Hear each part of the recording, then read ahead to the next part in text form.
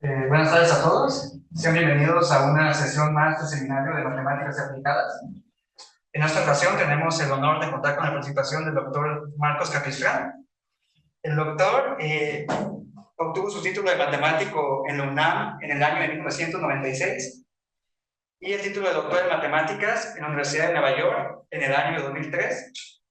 Del año 2003 a 2006 fue profesor de la Universidad Autónoma del Estado de Morelos y desde el año 2007 es investigador aquí en CIMAC, ingresando al Sistema Nacional de Investigadores en el 2007 y actualmente tiene nivel 2. Trabaja en diversas áreas de modelación matemática y aplicaciones y ha sido responsable técnico de proyectos de investigación nacionales e internacionales. Es coautor del modelo AMA usado por la Secretaría de Salud México para tomar decisiones durante la pandemia de COVID-19. Y el día de hoy nos va a presentar una charla llamada Una mirada panorámica a los problemas inversos. Sea bienvenido, doctor. Muchas gracias por aceptar nuestra invitación y le cedo la palabra. Sí, muchas gracias a los organizadores por esta oportunidad de presentar el Seminario de Matemáticas Aplicadas. Bueno, la naturaleza de la plática es un poquito una cuestión de opinión. Sí, se van a dar cuenta ustedes que es como la opinión de uno en lo que tiene que ver con problemas inversos. Entonces, bueno, sin más voy a empezar. Bueno, ahí están mis datos, ¿no? Marcos Capistrán, marcos@CIMAC. Yo, como ya dijeron, soy parte de CIMAC, pero estoy en la sede de Mérida. Y bueno, ¿qué es un problema inverso? Bueno, tenemos que empezar por ahí, ¿verdad? Por decir, por ponernos de acuerdo que es un problema inverso. Cuando nosotros tuvimos una teoría física, viene con unas ecuaciones gobernantes, leyes, principios que nos permiten describir completamente el sistema físico. Y esto ocurre, pues ya sabemos, ¿no? En muchos sistemas que están asintóticamente aislados y que podemos representar por una ecuación diferencial parcial, con condiciones de frontera, iniciales, etcétera, y que nos permiten decir cómo se va a comportar. El problema de predecir mediciones de un sistema físico, a eso nos vamos a referir como un problema de modelación, problema de simulación o problema directo. En este caso, tenemos que representar ese sistema físico en el lenguaje de las matemáticas, en términos de la ley o de la teoría que conocemos, y nosotros podemos decir cómo va a estar el sistema en un tiempo determinado, o cantidades que se derivan de variables de estado y parámetros que aparecen en ese sistema. Nosotros podemos obtener cantidades de interés que nos interesa decir cuáles son. Entonces, el problema inverso consiste en usar mediciones reales, ya no simulaciones, sino de observaciones de la realidad, para inferir valores de los parámetros que caracterizan al sistema. Así vamos a decir que ese es el problema inverso. Entonces es una tarea bien compleja por muchas razones. Y bueno, de eso queremos hablar, ¿no? Entonces, insistiendo primero en lo que tiene que ver con modelación, simulación o problema directo. Ahí es el quehacer del practicante o del profesional representar un problema en la realidad en el lenguaje de las matemáticas. Para eso yo identifico 5 pasos, que es formular el modelo, analizarlo, estabilidad, existencia, etcétera, ¿no? Unicidad, una implementación computacional, pudiera o no, ¿no? Pero en la realidad, en la actualidad, siempre una implementación computacional. Interpretación de los resultados en la narrativa donde salió ese problema, ¿sí? ¿Qué hallazgos nos da la modelación?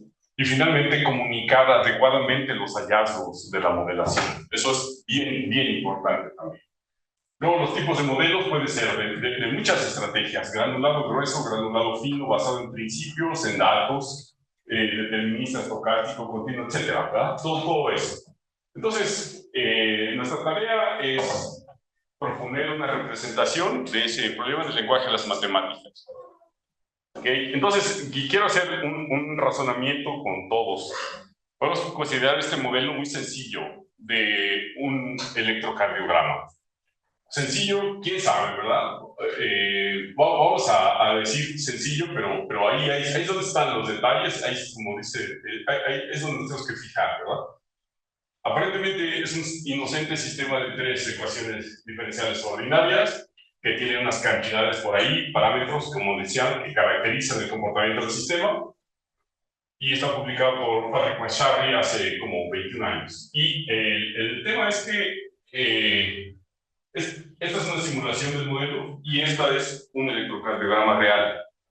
Entonces dices, mira, realmente estoy representando ese sistema, ¿verdad? Pero justo ahí es donde queremos ir. O sea, en términos de que nos convencemos de que sí es una buena idea ese modelo. Pues si hacemos matemáticas, justo tenemos que usar métodos cuantitativos para ir con precisión a hablar de eso. No solamente guiarnos porque se parece mucho. Igual aquí, ¿verdad? Este es un sistema de ecuaciones diferenciales parciales que nos llevaría un buen rato de escribir de dónde se deriva y todo, pero este es un sistema que en términos de 2 variables de estado puede decir un electrocardiograma tomando en cuenta la geometría del torso y un montón de cosas, ¿no? Y eso nos da 12 lecturas. Y es publicado también más o menos hace unos 14 años. Y la pregunta es, ¿cuál es el mejor modelo? Ahí nosotros tenemos que estar muy alertas de no tener un vicio de formación y decir, bueno, el mejor modelo es el que pues, yo sé hacer o el que me parece que está mejor. Justo de eso se trata, resolver el problema inverso. Tenemos que contestar esa pregunta caso por caso en términos de una pregunta de investigación, o sea, una pregunta de un cardiólogo, no lo que diga yo. ¿Sí? O sea, tiene que haber una pregunta de investigación que gobierne la modelación. Y también tenemos que utilizar observaciones reales, diseñar un experimento para observar cómo es el latido cardíaco. Y ahora sí, ¿verdad? Utilizar la teoría de probabilidades para tomar una decisión. Es decir, este modelo es una mejor representación de la realidad, dados esos datos y en términos de esa pregunta. Eso es que estar muy alertas. Entonces, está bien porque nosotros tenemos un montón de estrategias, de métodos para representar, como decíamos aquí, ¿verdad? Aquí, granulado grueso, granulado fino, basado en principios, basado en datos, deterministas, estocásticos, podemos hacer de todo. Tenemos muchas opciones, ¿sí? Pero es orientado a esa pregunta. Entonces, los problemas inversos tenemos que verlos como algo así, ¿no? Entonces, en términos de resolver un problema en matemáticas, ¿qué es lo que hemos hecho? Representamos el problema, ahora es un problema de matemáticas. Ya tenemos ahí un problema de matemáticas, que es el problema inverso. Entonces, queremos repasar estas definiciones clásicas, publicadas pues, ya hace más de 120 años, de decir que es un problema bien planteado, porque es lo que queremos hacer, ¿verdad? Queremos utilizar el rigor matemático para dar garantías teóricas en la respuesta. Cuando resuelvas el problema inverso, quieres darlo con garantías teóricas, para que la persona que va a tomar una decisión con ese modelo tenga confiabilidad, ¿sí? Si esa decisión va a ser crítica. Entonces, regresando aquí, empezamos por esto, ¿verdad? Porque si ya tengo el problema formulado, problema inverso, entonces, bien planteado significa que tiene una solución, la solución es única y depende continuamente con respecto de los datos. Si no se verifica una de esas 3 condiciones, entonces decimos que es mal planteado, y los problemas inversos típicamente son mal planteados, ¿sí? Pero aquí tenemos que destacar mucho que vamos a pensar, para fijar ideas, que la representación de nuestro sistema es un mapeo lineal de parámetros a datos, ¿no? Como hacemos siempre en problemas de learning, queremos un transformador, ¿no? Que quizá los datos y los parámetros que son la respuesta. Entonces, vamos a pensar lineal o no lineal, en este caso vamos a pensar lineal, para empezar. Entonces, en términos podemos decir, las funciones de Hadamard, necesitamos que sea suprayectivo, inyectivo y que el inverso sea continuo. Pero también es verdad que en matemáticas siempre la potencia de los resultados está en generalizar la noción de solución. ¿Sí? Pensar mejor a qué decimos que es la solución. Entonces, aunque los problemas inversos típicamente van a ser mal planteados en el sentido de que no dependen continuamente con respecto de los datos, esta, eh, esta parte del quehacer matemático siempre va a ser nuestra potencia para dar soluciones. Es decir, ¿a qué le digo? La solución. ¿Sí? Entonces, ese es como el camino que vamos a seguir. Y para fijar ideas más todavía, pensamos el problema inverso más sencillo, que es resolver el sistema de ecuaciones lineales. Entonces, este problema lo dominamos completamente porque toda matriz se puede factorizar como el producto así de U sigma V, donde pensamos es una matriz real, ¿no? De M por N, que esas U y V son ortogonales y esta matriz sigma es diagonal y tiene la misma forma de A. Los elementos diagonales son los valores singulares de A. Sin ningún requisito, sin ninguna hipótesis, sin ninguna condición, todas las matrices tienen esa factorización. Y tiene muchas propiedades, ¿verdad? Esto lo podemos ver en el libro de David Perfetti de álgebra numérica. En particular, la pseudoinversa. Entonces, la pseudoinversa se escribe así, donde esta sigma estrella es esta, ¿no? Los elementos diagonales los elevo a la -1 y tiene la forma de la transpuesta de A. Y podemos decir un montón de cosas, en particular que podemos escribir a la pseudoinversa así, que corresponde con la matriz que la acción, cuando nosotros hacemos el problema como un problema de regresión, no es ninguna sorpresa, es esa. Y la razón es porque la acción de A más sobre Y es justamente la solución de números cuadrados. Y es la solución del problema de regresión. Entonces, verifica muchas condiciones esta factorización en valores singulares, ¿no? Cuando A es invertible, entonces coincide con la inversa, etc. Y hay más que no estoy poniendo. Entonces, si nosotros nos fijamos en ese problema, entonces tenemos las observaciones, pero esta vez son rigurosas, ¿no? Como ocurre siempre cuando tenemos datos reales. Entonces, suponemos que los datos tienen error aditivo con una distribución normal y que tienen una varianza así. Entonces nosotros podemos escribir el análisis de este problema en términos de la factorización SVD y podemos ver que esta X, que es la acción de A sobre los datos ruidosos, lo podemos escribir como la solución real, la teórica, más la acción de la inversa sobre el ruido, ¿verdad?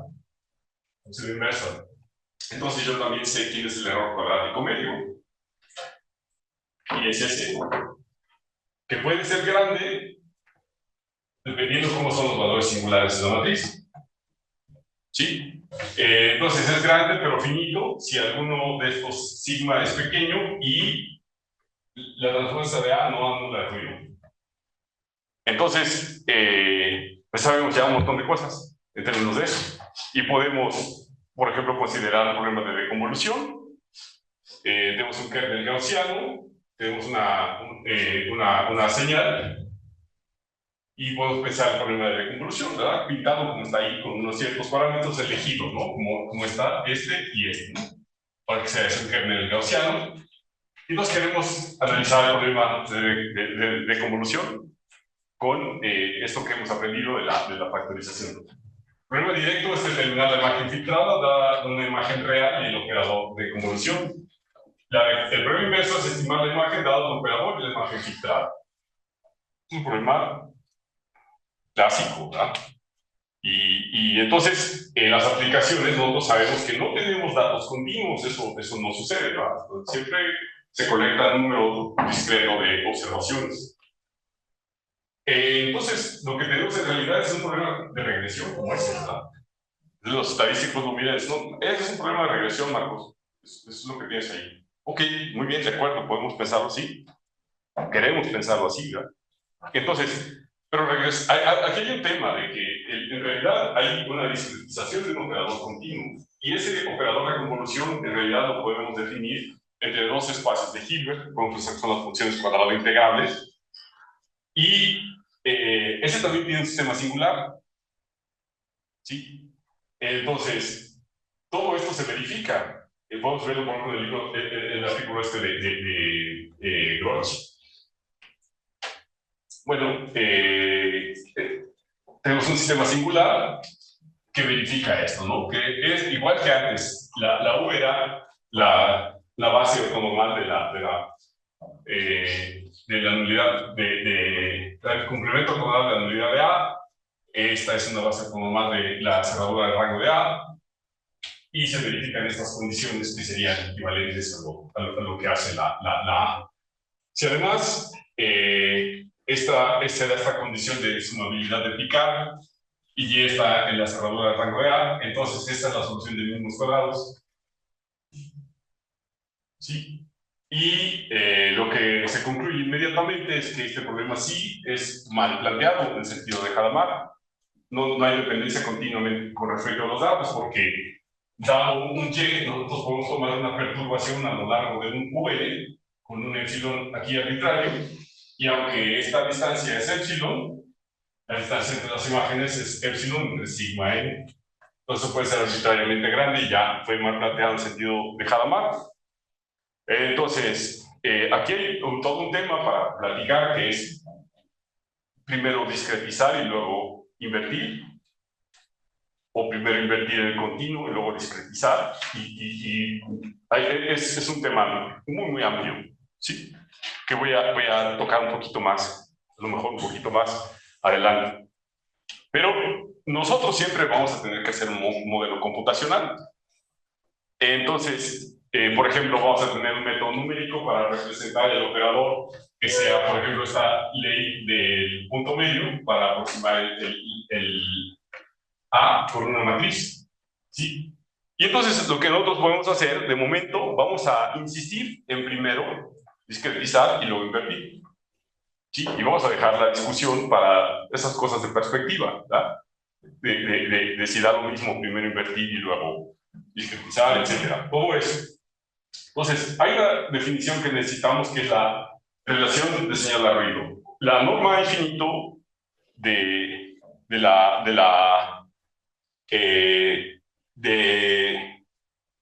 verdad entre la desviación, entre la desviación estándar. Esa es como mi definición de la relación de señal de ruido. Puede haber otras, ¿sí? Y yo tengo una noción de cuánto ruido hay en los datos a partir de esa definición. Pueden dar otras alternativas, ¿verdad? Sobre todo cuando hay un contexto, cuando tienen una escala determinada, la verdad. En términos de eso nos interesa definir una relación de señal de ruido, pero es semejante a esa, ¿sí? La magnitud de la verdad entre el ruido. Entonces, consideramos esta imagen, que tiene una forma así, ¿verdad? Como así.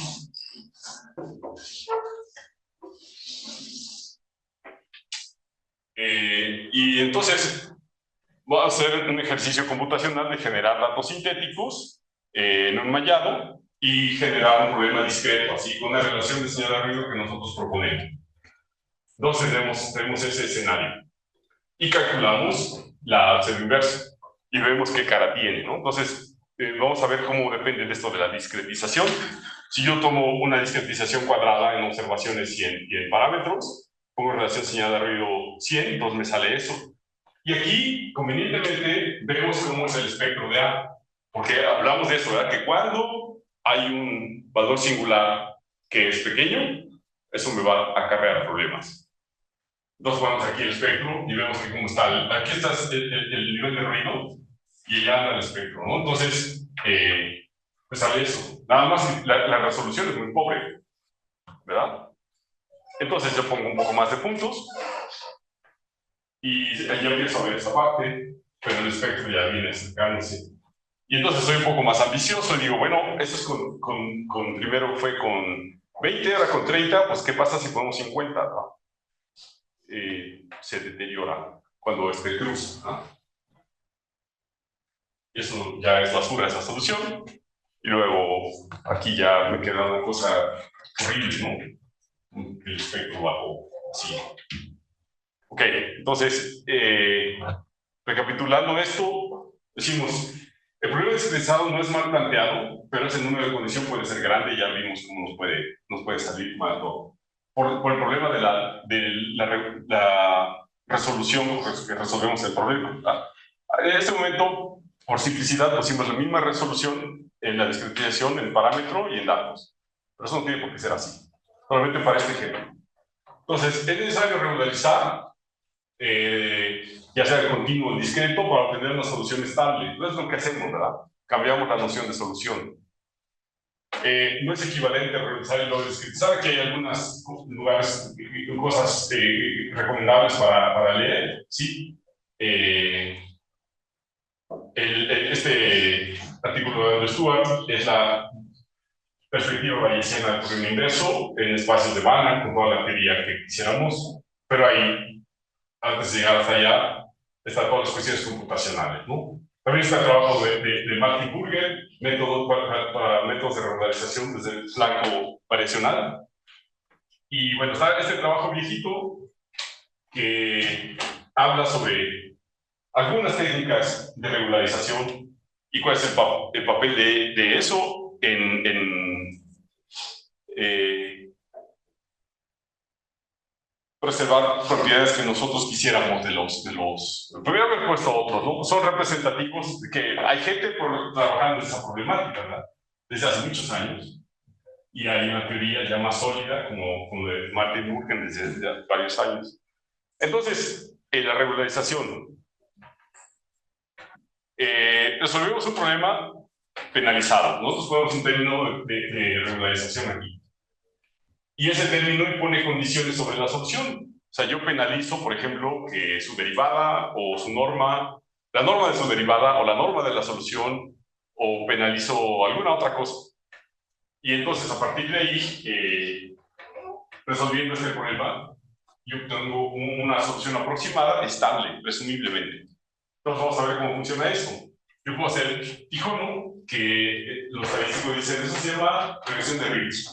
Ok, tiene razón. Entonces elegimos lambda veces la norma de la solución y obtenemos una condición de optimalidad de primer orden, y entonces la solución regularizada es esta. Muy bien. Entonces, en términos de la descomposición de valores singulares de la matriz A, yo también puedo escribir quién es ese.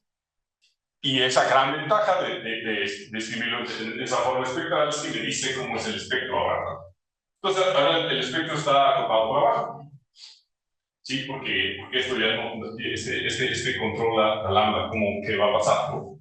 No hemos dicho cómo elegirla, pero ya no va a suceder lo que pasaba antes. Entonces, vamos a ver cómo se comporta. Primero, el análisis del ruido, ¿verdad? El error cuadrático medio. Hago el mismo paseo y calculo eso, y entonces el error cuadrático medio me queda así, ¿verdad? Y entonces se mantiene pequeño si la norma de ruido es razonablemente pequeña. Luego, hay teoría. Por ejemplo, está el libro de Yalikakio y Sumersalo, métodos estadísticos computacionales de problemas inversos, para elegir quién debería de ser la lambda, que podemos pensarlo como un multiplicador de Lagrange, como un parámetro de regularización, como un cociente de varianzas. De varianzas puede ser muchas interpretaciones, pero es ese parámetro de regularización. Y si nosotros tenemos una noción de quién es entonces podemos elegir ese lambda, donde aquí x lambda es la solución de Tijono con el valor de lambda. Entonces, si nosotros encontramos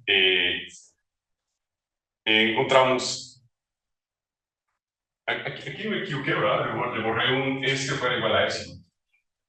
Pero bueno, ese tiene que ser como epsilon. Entonces, así es la cara que tiene, ¿verdad? Entonces ya estabilizamos, pero aquí todavía hay como cosas, ¿verdad? Todavía están estas fluctuaciones que no estamos controlando. Queremos seguir revisando nuestra noción de qué decimos que es la solución. Queremos seguir revisando, o sea, ya vimos que funcionan estos métodos. Podemos entonces empezar a hablar de otros métodos, de truncar la descomposición de valores singulares, de hacer métodos iterativos, como la iteración de Landweber, o hacer algunas otras estrategias, como esa no les conté, de variación total. Podemos penalizar muchas cosas, ¿sí? Pero yo me quiero orientar en otra dirección. por lo que dijimos al inicio sobre hasta allá donde la persona va a tomar la decisión. Tiene que tener confiabilidad, entonces tiene que tener una interpretación del sesgo en la solución. ¿Sí? Entonces, todo método de regularización supone información previa sobre la solución, pero la formulación bayesiana es un método más de regularización y puede formularse desde el continuo, ¿sí? Ese sería el trabajo de Stuart, que había mencionado, ¿verdad? Se sabe que esa es una regla óptima de procesamiento de información. Entonces, todo lo que nosotros pongamos como regularización se va a reflejar allá de manera óptima en términos de procesamiento de información, ¿verdad? O sea, entonces, en este caso, la regularización se vuelve que antes de ver los datos, nosotros postulamos una distribución a priori para el parámetro que queremos inferir. Nosotros postulamos una distribución de probabilidad. Vuelve a cambiar nuestra noción de solución. Ahora, a la regularización le vamos a decir, bueno, voy a decir que el parámetro es una variable aleatoria y le voy a imputar ya sea una distribución o una medida, según sea dimensión finita o infinita. Y eso está teórico, ¿verdad? También. Entonces, ¿cómo es eso, verdad? ¿Cómo sería esa forma de regularización? Que es la que yo me quiero centrar, ¿verdad? Para hacer mi narración y regresar a lo que dijimos al principio. Entonces, suponemos que parámetros y datos son vectores de variables aleatorias. Otra vez insisto en estar en la dimensión finita. No os cuento la historia completa porque es muy larga, pero ya les dije dónde está en el artículo de Andrew Stewart. Denotemos la probabilidad conjunta de parámetros y datos por esa densidad de probabilidad. Están bien definidas. Entonces, si yo integro con respecto a todos los posibles datos, me queda la distribución de los parámetros. Es algo que teóricamente existe, pero que en la práctica yo no la conozco y va a ser parte de mi ejercicio de modelación postularla. Yo voy a decir como modelador, así con igual, ¿verdad? Como escribo la ecuación diferencial, con misma autoridad, voy a decir, esta es la distribución, antes de ver los datos, hablando con la persona que tiene que tomar la decisión. Hay un contexto, ¿sí? Entonces, esta teórica existe, pero en la práctica va a ser un modelo. Esta distribución de probabilidad condicional, este cociente, le define esta probabilidad condicional y esa le vamos a llamar la verosimilitud. ¿Sí? Es una función también de los parámetros, pero depende de las observaciones. Y también tenemos la otra, ¿verdad? La probabilidad de lo que queremos saber, dado lo que podemos medir. Y esa va a ser la distribución, le vamos a llamar la distribución posterior. Entonces, nuestra respuesta al problema, así como dijimos que vamos evolucionando nuestra definición de solución, ahora nuestra respuesta va a ser, bueno, voy a dar una probabilidad condicional de lo que quieres saber, dado lo que puedes medir. Esa va a ser mi respuesta. Y tu tarea va a ser analizar esa distribución, a ver cómo le haces. Entonces, el ejercicio representa, de alguna forma, que vamos a hacernos responsables de todas nuestras hipótesis. Y todo lo que yo diga de la regularización, todo eso le voy a dar la interpretación en términos de probabilidades. Y me va a también servir para descartar escenarios ridículos, ¿verdad? Entonces, eso se cumple si el vector X tiene distribución a priori y los datos son una observación del vector que tiene probabilidad positiva, y esto le vamos a llamar la evidencia. Entonces, la posterior verifica eso, que sería el teorema de Bayes, con esta constante de normalización que de momento no conocemos, ¿verdad? ¿En qué es esa, verdad? Y nosotros podemos explorar esa distribución según corresponda, según nuestra habilidad. Entonces vamos a ver de regreso el problema de convolución, pero recapitulando, ¿cómo sería la solución?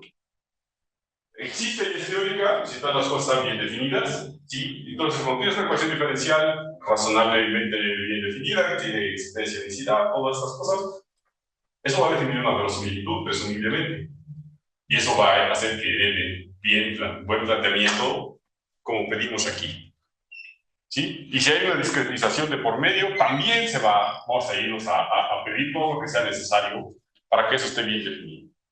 Pero vamos a pensar de momento que estamos en ese problema de dimensión finita, de manera que estos dos como variables aleatorias están bien definidas y la distribución de probabilidad conjunta también.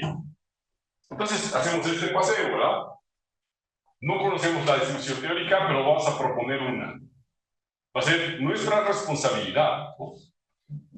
Y luego vamos a utilizar el modelo, en este caso el problema de convolución, para definir una verosimilitud. Y luego vamos a utilizar algún tipo de método computacional para explorar la distribución de probabilidad resultante. Aquí en la biblioteca ustedes tienen este libro de Daniela Calvetti y Somersalo.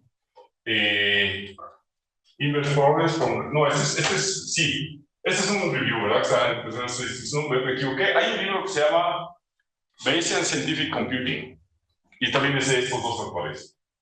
Es la referencia equivocada, pero lo puedes ver. Bayesian Scientific Computing. Está toda la teoría, todo lo que quieres saber de eso. Entonces, vamos a ver. Regresando, también está ese trabajo de, bueno, de colega de estadística aquí, con Polly Fox, de cómo tomar muestras de la distribución. Y es una cosa que he usado muchísimo para tomar muestras de distribuciones. Ahorita lo vamos a ver. Creo que sí puedo dar tiempo. Entonces, regresamos al problema de convolución y estamos pensando que queremos resolver el problema de convolución, pero en esta estrategia. Entonces vamos a decir, ¿cómo procedemos?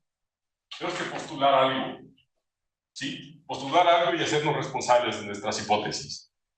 Entonces la estrategia sería, voy a decir que un punto en la imagen que quiero hacer de convolución es como el promedio de sus vecinos más un cierto ruido, también aditivo gaussiano. Eso voy a decir.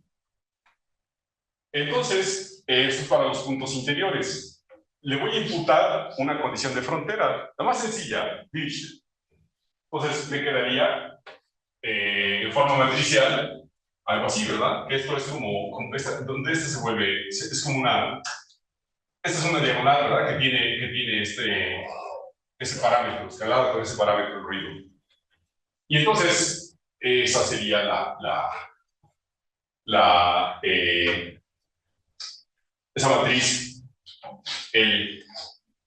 La gente de análisis numérico dice, oye, lo que estás haciendo son diferencias finitas centradas para aproximar la derivada. Es verdad. Entonces, le estás diciendo de alguna forma que es como este operador es como la acción de un laplaciano. ¿Sí? Es como la acción de un laplaciano. Y resulta que, por ejemplo, si ves el trabajo virtual, pues es la forma en que define los operadores de covarianza en espacios de medida. Y aquí lo que estamos haciendo es nada más, pues, postularlo así, ¿verdad? De una manera muy intuitiva. Entonces, ese sería nuestro modelo a priori. Y resulta que ese es un campo aleatorio de Markov gaussiano. Y tiene una matriz de covarianza así, y una matriz de precisión. Podemos ver el trabajo de Jonathan Basley, Gaussian Markov. Fíjense, ese ejemplo lo da. Daniela Calvetti y Eric Somersalo del libro de Bayesian Scientific Computing te hacen el mismo ejemplo. ¿Sí? Y hay otros lugares donde lo podemos ver. Entonces, ¿cómo queda la solución en este caso? La verosimilitud viene de ese problema de regresión que teníamos, con una estructura del ruido de observación y una relación de señal de ruido, ¿verdad? De cada detalle nos hacemos responsables en las hipótesis. Y entonces la probabilidad condicional, es decir, la distribución de las observaciones dado el parámetro, es también una gaussiana, felizmente, porque el operador de convolución es lineal y discreto, ¿verdad? Entonces, la distribución posterior se puede escribir de forma analítica y también es una gaussiana. Entonces, explotamos ese hecho. En este trabajo de Alessio Quantini me gusta estar solo por la notación, ¿verdad? Nosotros calculamos esta H, luego la covarianza posterior es esta y la media posterior es esta. Entonces ya sabemos que es la media y la covarianza posterior de esa gaussiana. Y vamos a ver qué cara tiene. Y es esa, ¿verdad? Y el espectro se queda del lado que queremos. Nada más que fíjate cómo han cambiado las cosas. Ya no usamos ese principio de discrepancia, sino que quiénes los parámetros es una decisión que tú como modelador tomaste. que tomaste del contexto del problema que estás resolviendo, ¿verdad? No puede ser que mágicamente haya un parámetro óptimo de regularización. No, ese problema tiene un contexto. Venía de... Dijimos que estamos representando un problema de la realidad, el lenguaje de las matemáticas. Todas esas cosas no son así tan que hay que encontrar el óptimo, sino que hay un contexto y es tu responsabilidad como modelador postular cosas, ¿verdad? Entonces, con esa teoría hasta ahorita llegamos a esa solución. Y te da una barra de error. Y luce bien, pero todavía no encuentra esta parte. Y la narrativa, lo que sigue de aquí en adelante, es qué información previa tienes y cómo la puedes codificar en tu a priori y cómo se manifiesta esto en la posterior. Y esta es la distribución posterior predictiva, ¿verdad? Que esta, como se ve también. Bueno, esta es la posterior del parámetro, la predictiva no la apunté, mentira, ¿verdad? Entonces, podemos decir, bueno, eso fue suponiendo solamente que los puntos eran como el promedio de los vecinos con un ruido, ¿verdad? ¿Puedo hacer más cosas? Pues sí, ¿verdad? Puedes, por ejemplo, decir, estar en un contexto muy particular y decir, yo sé que hay saltos, ¿sí? Yo sé que hay saltos. Por alguna razón, tú sabes que hay saltos en algunos puntos. Tienes esa información previa. Entonces, ¿cómo codifico yo en mi modelo a priori esos saltos? Ah, pues yo podría decir, voy a suponer que X es el extremo izquierdo de 0, que esto es así, ¿verdad? Que los puntos es como el punto anterior más un ruido. Y luego, para modelar un salto entre los puntos, propongo que esto esté escalado por algún parámetro también que yo voy a proponer. Sí, en un contexto, yo lo voy a proponer. Hago el mismo ejercicio de construir el modelo a priori. En este caso, el modelo a priori es así, con esa covarianza. Y nuestro modelo tiene mayor varianza en los puntos donde creemos que hay un salto. ¿Sí? Y vamos a ver qué pasa en este caso. Y me sale esto. Y entonces viene la discusión y tú me empiezas a reclamar, es decir, sí, pero ¿cómo dices que puedes poner un salto ahí? Bueno, lo que estoy ofreciéndote como argumento es que nosotros teníamos que representar un problema de la realidad, el lenguaje de las matemáticas para hacer inferencias, que aprendimos a hacer regularización, que entendimos que teníamos que dar en términos de probabilidades la solución y que este es el camino que se ofrece, una opinión, y que sistemáticamente nos vamos haciendo responsables de las hipótesis que hay. Entonces, si yo supiera que hay un salto, entonces puedo hacer este ejercicio. Y me va a salir esta solución espectacular, ¿verdad? Porque está igual, y con una barra de error. ¿Sí? Entonces la pregunta es, ¿está en otra parte? O la discusión está en otra parte. La discusión está en que tú tienes un paradigma para hacer inferencia formal y tienes que hablar con la persona del problema y decirle, oye, mira, ¿sabes qué? Los datos que vas a colectar, necesito que tengas esto y esto y esto. Te recomiendo que las observaciones sean así y así y así. Me gustaría saber tal y tal. Entonces ya vienes, lo codificas y con suerte te va a salir una posterior como esta. ¿Sí? Entonces, eso decía que esta charla es de opinión, ¿no? Por supuesto que no es la manera, en ciencia no vamos así.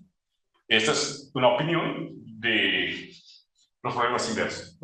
Están los métodos variacionales, como el trabajo de Martin Burger, que es impresionante también, ¿verdad? Pero eso a lo mejor lo podemos platicar en otra ocasión.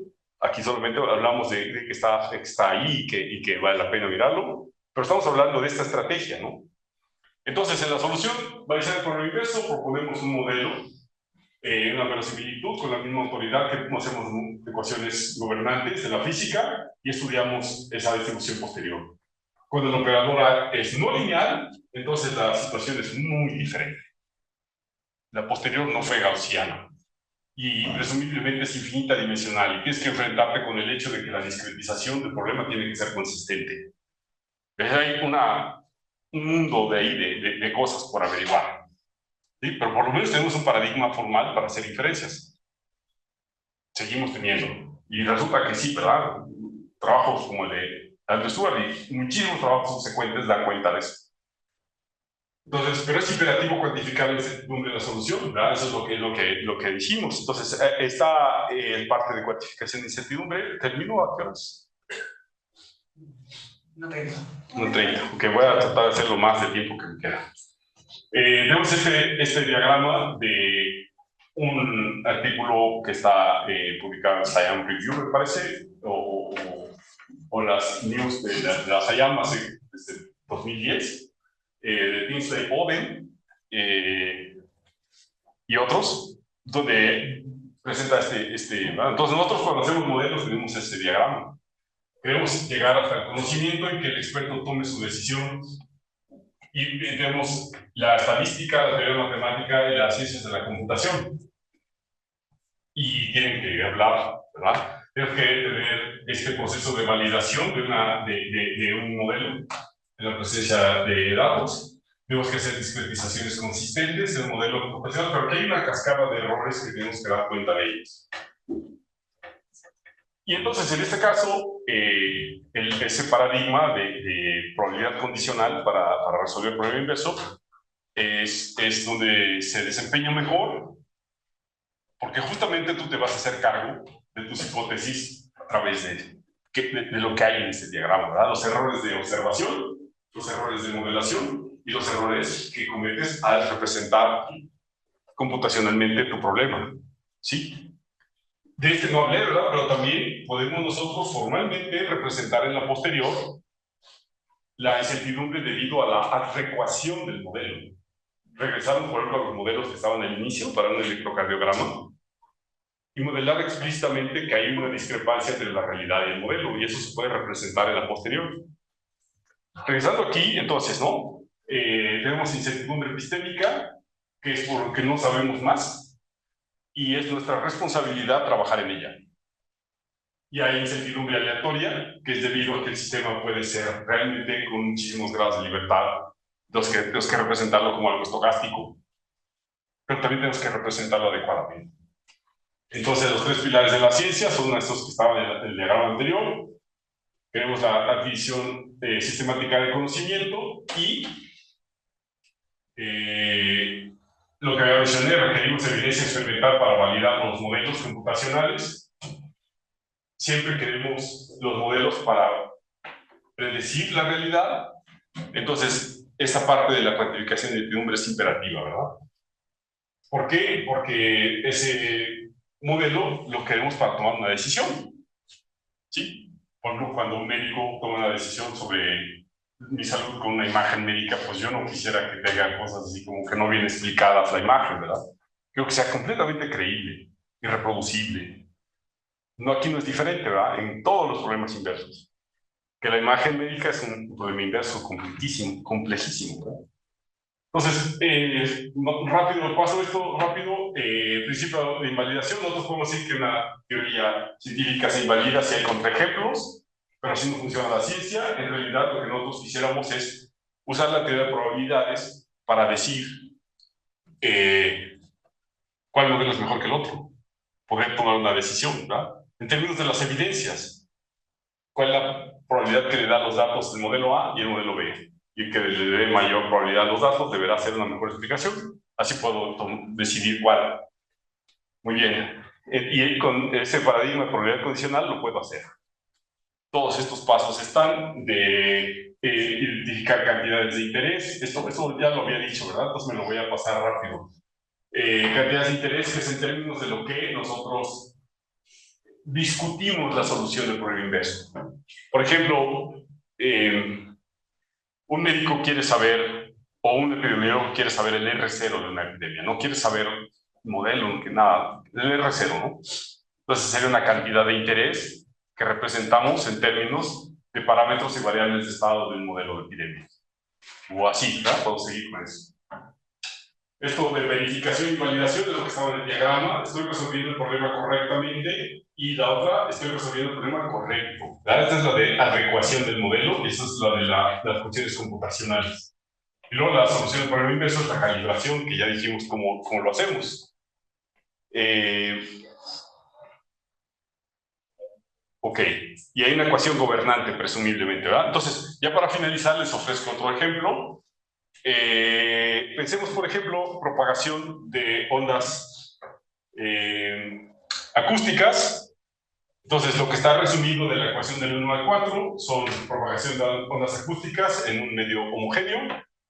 Tenemos un obstáculo donde llega una señal, interactúa con la frontera y después hay una onda propagada, o ese contiene un comportamiento asintótico U infinito. Entonces, el problema directo está codificado en la ecuación gobernante, que es la ecuación de onda reducida, la condición de frontera, que es divisible, toda la energía rebota en la frontera. Hay una condición de radiación que dice de qué orden decaen en la distancia las ondas. Y esta es la expresión asintótica que relaciona la onda dispersada con la amplitud de la onda en la distancia. Entonces, aquí hay un problema inverso, ¿verdad? Que es decir, si a mí me dan observaciones de la onda dispersada a lo lejos, quiero reconstruir la forma que tiene el obstáculo dispersor. Es un problema inverso igual, mucho más complejo que el de convolución. Y una manera de hacerlo sería decir que esta onda dispersada en la distancia es como un operador que actúa sobre la frontera y una onda incidente. Entonces, una estrategia sería, por ejemplo, ¿verdad? Para fijar ideas también, representar como una serie de Fourier decir que el obstáculo es tal que el ángulo se puede, perdón, que el radio se puede poner como función del ángulo, es una star shaped, y entonces que podemos poner una serie de Fourier para el radio. Y hacemos el mismo paseo de definir una distribución posterior sobre los coeficientes de Fourier, entonces convertimos ese problema en un problema paramétrico. Y hay un montón de cosas que estoy ignorando, ¿verdad? Es que por la definición de la medida posterior en espacios adecuadamente elegidos, todo eso, ahorita no estamos hablando realmente de la estrategia de solución de los problemas, ¿no? Que es de lo que hablamos, que me atreví a decirle mirada panorámica, ¿verdad? Es a lo que nos enfrentamos, a regularizar el problema inverso. Y hablar de estas cuestiones de cuantificación de incertidumbre, confiabilidad y tal. Entonces, queremos ir allá. Representamos como Fourier el radio y nos quedan muchos modelos con un vector de parámetros de coeficientes de Fourier. Puedes poner modelos a priori y puedes tener tu verosimilitud a partir de la definición del mapeo de fronteras de obstáculo a ondas dispersadas a lo lejos. Entonces, yo puedo también tener mis distribuciones posteriores, ¿verdad? Para un vector de coeficientes de Fourier. Y yo resuelvo todo eso y así se ve con 3, 5, 7, etcétera, por números impares, ¿verdad? Y dijiste problemas que trabajó un estudiante decimal hace tiempo como un representante de decir ¿y cuál es el mejor? O sea, ¿cómo le dices a la persona, damos esos datos, esa es la solución? Entonces nosotros tendríamos que hacer lo que dijimos al principio, ¿verdad? Con los modelos de electrocardiograma. ¿Cuál es el mejor modelo? Pues eso dependerá del diseño, de los datos, ¿sí? Del problema concreto y del contexto. Sí, de todas esas cosas dependen. Entonces, en ese sentido, nosotros vamos a utilizar nuestras distribuciones posteriores como teorías alternativas para calcular para cada modelo la probabilidad que le da a los datos, que son observaciones de las ondas dispersadas en esos puntos azules. Y entonces, calculando eso, nos queda el menos el logaritmo de esos, nos queda así, ¿verdad? Entonces, esta figura, aquí ponemos el número de coeficientes de Fourier, y aquí hay una escala arbitraria, menos el logaritmo de la constante de normalización. Y entonces, el mejor modelo será que tenga el menor score, que es el 11. El modelo que tiene 11 coeficientes de Fourier, según esto, es el mejor modelo.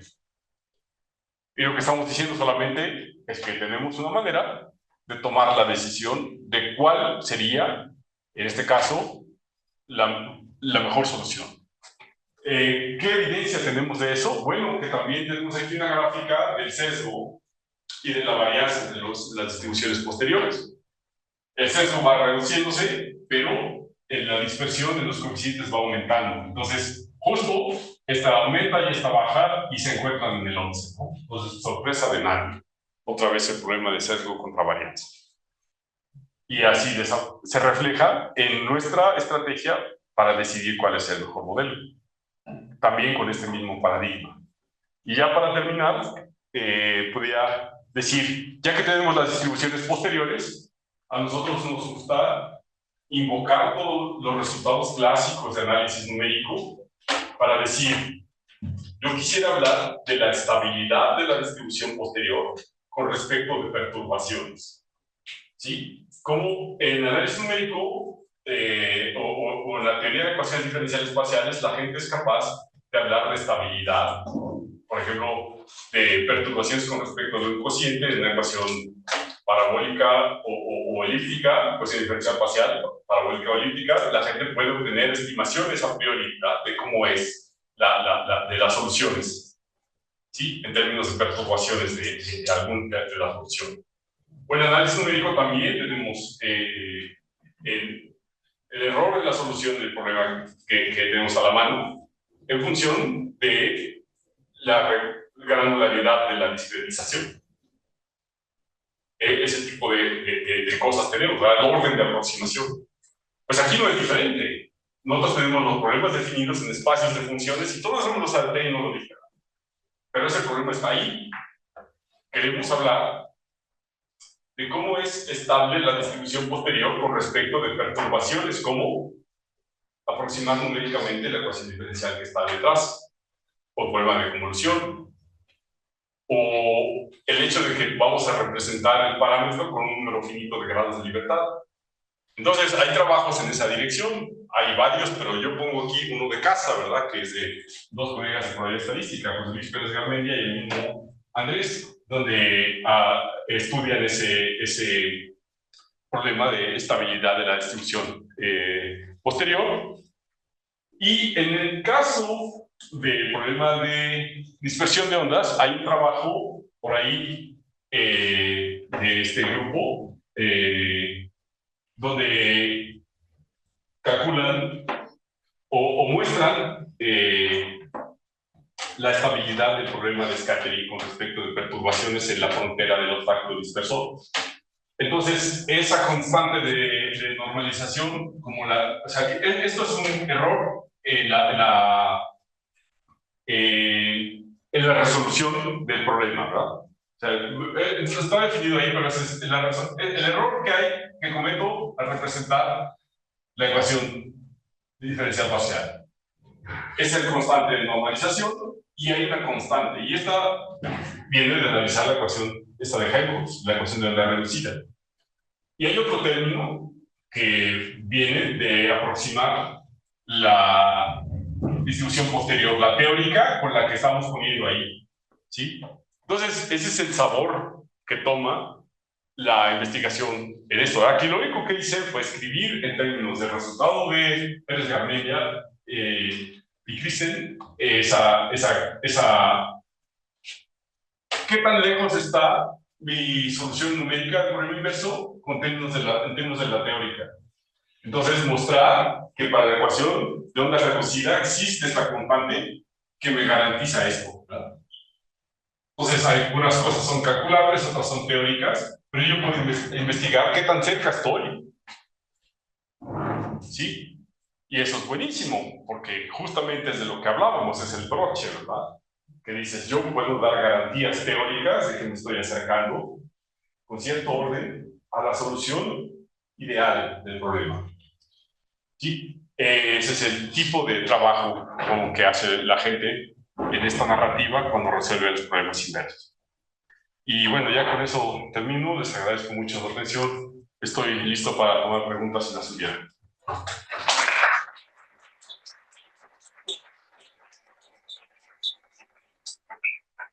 Muchas gracias, doctor Marcos. ¿Hay alguna pregunta para el doctor? Hay una pregunta en línea. Para el ejemplo de la inversión del obstáculo, ¿solo se usarán números de coeficientes impares por alguna suposición respecto a la geometría del obstáculo? Bueno, es que esa es la forma que tiene la serie, ¿no? Esa es la razón para poner un número impar es que, pues, que la serie tiene esta forma. Pero para cada índice tengo un A, un B y tengo este para el 0. Esa es la razón.